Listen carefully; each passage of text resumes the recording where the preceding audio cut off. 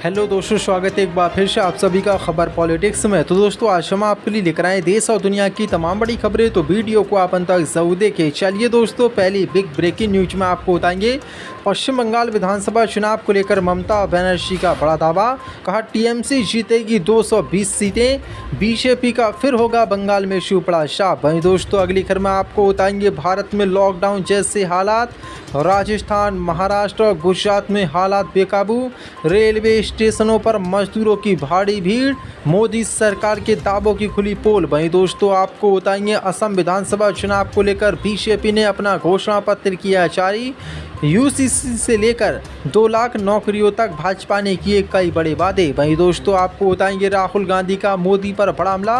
कहा पीएम मोदी ने भारत का भविष्य सरेंडर कर दिया है, ये बात पूरा देश जानता है। वहीं दोस्तों, अगली खबर में आपको बताएंगे स्पेन ने फिर दिया डोनाल्ड ट्रंप को बड़ा झटका। ईरान पर हमला करने के लिए अमेरिकी विमानों के लिए स्पेन ने बंद किया एयर स्पेस। वहीं दोस्तों, आपको बताएंगे अखिलेश यादव का गिरते रुपयों को लेकर मोदी सरकार पर हमला।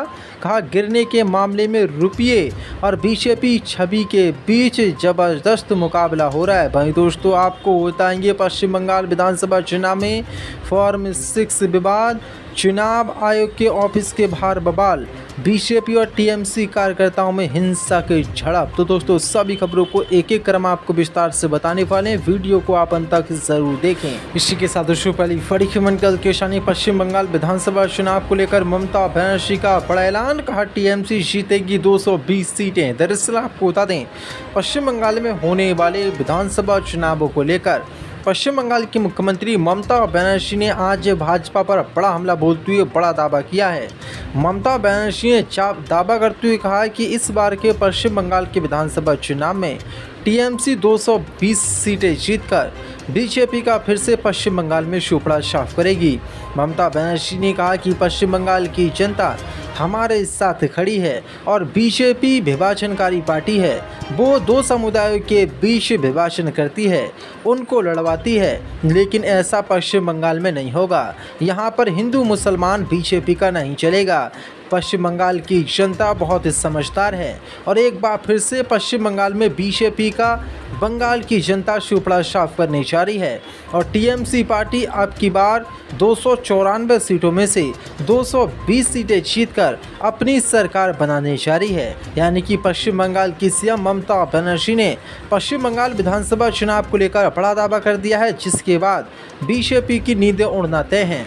इसी के साथ बड़ी खबर कल क्वेश्चन भारत में लॉकडाउन जैसे हालात, राजस्थान, महाराष्ट्र और गुजरात में हालात बेकाबू, रेलवे स्टेशनों पर मजदूरों की भारी भीड़। दरअसल आपको बता दें, मध्यपूर्व के युद्ध की लपटें अब भारत के रसोई घरों और औद्योगिक पहियों को अपनी चपेट में ले रही हैं।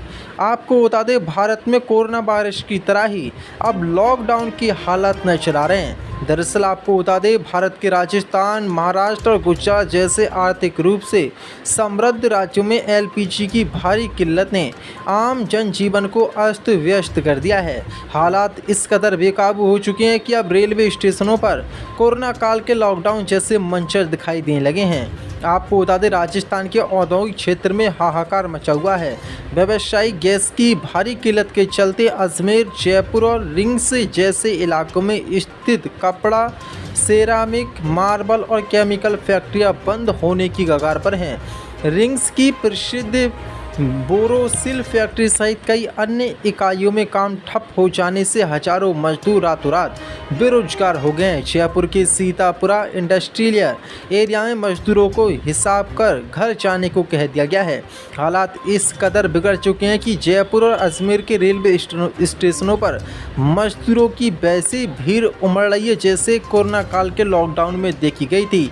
आपको बता दें, वहीं देश की राजधानी मुंबई में रसोई गैस के लिए हाहाकार मचा है। नवी मुंबई में लोग सुबह से खाली सिलेंडर लेकर लंबी कतारों में खड़े हैं। इन संकट का फ़ायदा उठाकर बिचौलिए सक्रिय हो गए हैं और 900 रुपये का सिलेंडर ब्लैक मार्केट में 2500 से 3000 रुपये के बीच बेचा जा रहा है। अब इसी किल्लत को देखते हुए मजदूर अपने घर जाने के लिए तैयार हैं और अब मजदूर अपने घर जा रहे हैं, जिससे रेलवे स्टेशनों पर भारी भीड़ देखने को मिल रही है। वहीं गुजरात का सूरत शहर भी इस संकट से अछूता नहीं है। घरेलू एलपीजी की कमी और बढ़ती कीमतों ने प्रवासी मजदूरों की कमर तोड़ दी है। सूरत रेलवे स्टेशन पर अपनी गृह स्थिति का सामान, बर्तन, बाल्टी और चूल्हा समेट कर ट्रेनों में चढ़ते मजदूरों का मंजर डरावना है। उनका साफ कहना है कि जब खाना बनाना ही मुश्किल है तो काम करने का क्या फ़ायदा। अब मोदी सरकार की इसी को लेकर पोल खुलती नजर आ रही, क्योंकि मोदी सरकार लगातार बयान जारी कर कह रही कि एलपीजी गैस की कोई भी भारत में कमी नहीं है, लेकिन अब मजदूर जिस फैक्ट्री में काम कर रहे हैं वो फैक्ट्री उनको सिलेंडर तक मुहैया नहीं करा पा रही है, जिसके कारण अब फैक्ट्री के मालिक मजदूरों से कह रहे हैं कि आप अपने घर चले जाओ। और मजदूर अब अपने घर जाने के लिए बेबस हो गए और अब भारत में बेरोजगारी भी चरम पर पहुंच चुकी है। यानी कि मोदी सरकार के जो दावे हैं गैस को लेकर पूरी आपूर्ति है वो पूरी तरीके से ढकोसले साबित हो रहे हैं। इसी के साथ चलिए बड़ी खबर कैलकुलेशन, असम चुनाव को लेकर भाजपा ने चुनावी घोषणा पत्र किया जारी। दरअसल आपको बता दें असम में 9 अप्रैल को विधानसभा चुनाव के लिए वोटिंग होनी है, जिसके नतीजे 4 मई को आने हैं। अब इसी को देखते हुए भाजपा ने केंद्रीय वित्त मंत्री निर्मला सीतारमण और मुख्यमंत्री हेमंत बिस्वा शर्मा की मौजूदगी में अपना चुनावी घोषणा पत्र जारी कर दिया है।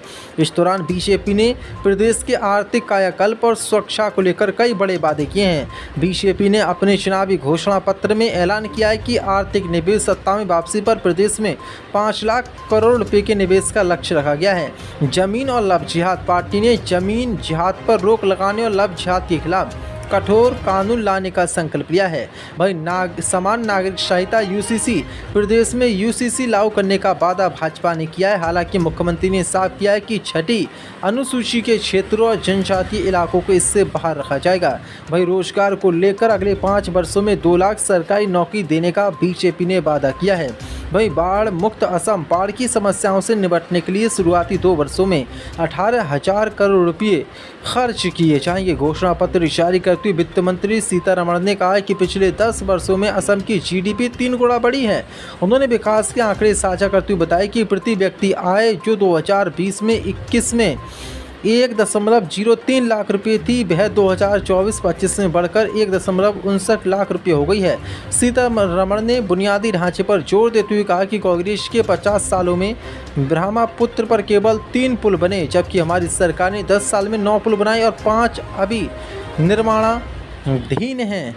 इसी के साथ चलिए बड़ी खबर का कैलकुलेशन, राहुल गांधी का मोदी पर बड़ा हमला, कहा पीएम मोदी ने भारत का भविष्य सरेंडर कर दिया है।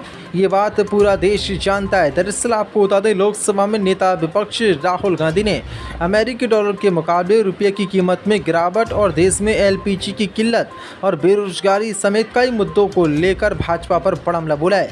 राहुल गांधी ने दावा किया कि सभी भारतीय नागरिक जानते हैं कि प्रधानमंत्री मोदी ने भारत के भविष्य को सरेंडर कर दिया है। दरअसल ईरान जंग के कारण पहले से ही देश में रसोई गैस की भारी किल्लत और शेयर बाजार में लगातार गिरावट के बीच भारतीय रुपया भी लगातार गिरने के नए रिकॉर्ड बनाता जा रहा है। भारतीय रुपये 96 रुपये डॉलर के मुकाबले 96 रुपये तक पहुंच गया है। अब इसी को लेकर राहुल गांधी ने कहा कि रुपया डॉलर के मुकाबले 96 से 100 की तरफ बढ़ रहा है। शेयर बाजार धाराशायी हो चुका है, अर्थव्यवस्था ढह गई है, नौकरियां चली गई हैं, आय गिर रही है, बचत खत्म हो गई है और सिलेंडर उपलब्ध नहीं है।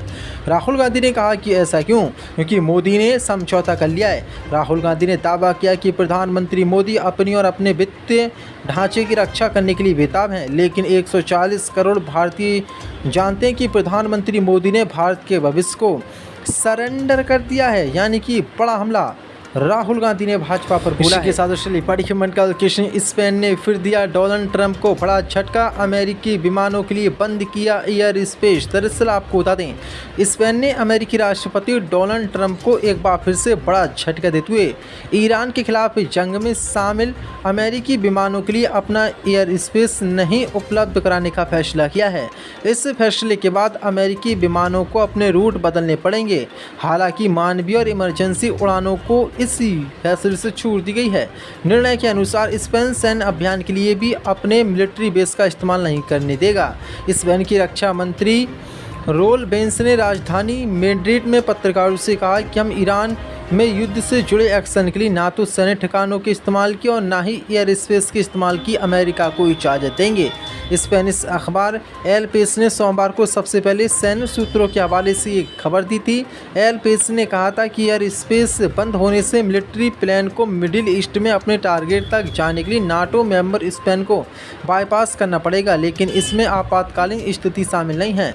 स्पेनिश अर्थव्यवस्था मंत्री ने कहा कि ईरान पर एयर स्ट्राइक का फैसला एक तरफा और अंतर्राष्ट्रीय कानून के खिलाफ था और वो शुरू से ही इसका समर्थन नहीं कर रहे हैं। मौजूदा फैसला भी उसी विरोध की कड़ी में है, यानी कि बड़ा झटका। अमेरिका का जो सहयोगी देश है नाटो का, स्पेन ने ट्रंप को बड़ा झटका दे दिया है और स्पेन अब ईरान के समर्थन में खुलकर आ गया है।